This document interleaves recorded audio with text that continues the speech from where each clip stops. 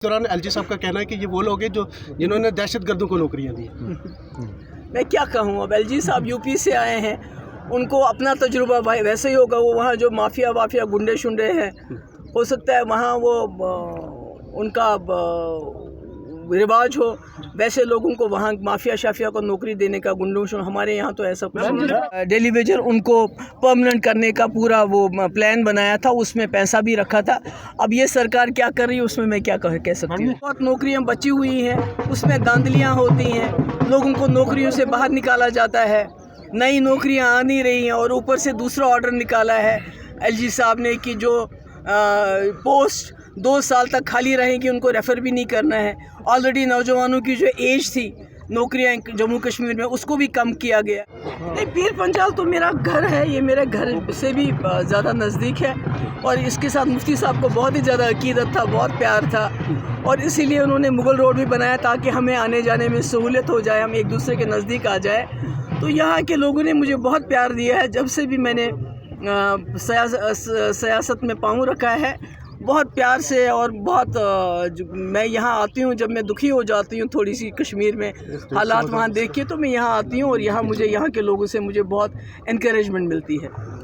Ma'am, आप यहाँ पे आई 2 दिन में, लोगों ने आपसे क्या क्या मांगे रखी, क्या क्या लोगों की डिमांड? नहीं, बहुत मुश्किलात हैं। बेरोज़गारी सबसे बड़ी चीज़ है जिसके लिए लोग, जो नौजवान निकलते हैं तो उनको डंडे खाने पड़ते हैं।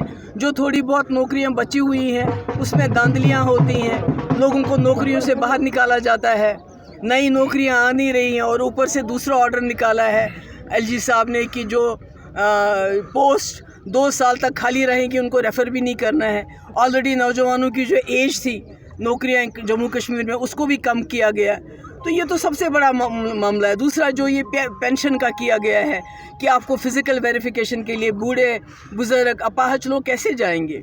इसी तरह राशन की बहुत दिक्कत है, पहले राशन जो मिलता था अब वो भी कम हो गया है, और सड़कों की हालत बहुत ख़राब है, और अस्पतालों में जो है डॉक्टर नहीं है, इंफ्रास्ट्रक्चर नहीं है, वो सब जो प्रॉब्लम्स हैं वो तो है। मैम, आपने जम्मू में कैंडल मार्च में जो है वो शिरकत की, और इस दौरान एलजी साहब का कहना है कि ये वो लोग हैं जो जिन्होंने दहशतगर्दों को नौकरियां दी। मैं क्या कहूँ, अब एलजी साहब यूपी से आए हैं, उनको अपना तजुर्बा भाई वैसे ही होगा। वो वहाँ जो माफिया गुंडे शुंडे हैं, हो सकता है वहाँ वो उनका रिवाज हो, वैसे लोगों को वहाँ माफिया शाफिया को नौकरी देने का, गुंडों शुंडों। हमारे यहाँ तो ऐसा कुछ नहीं।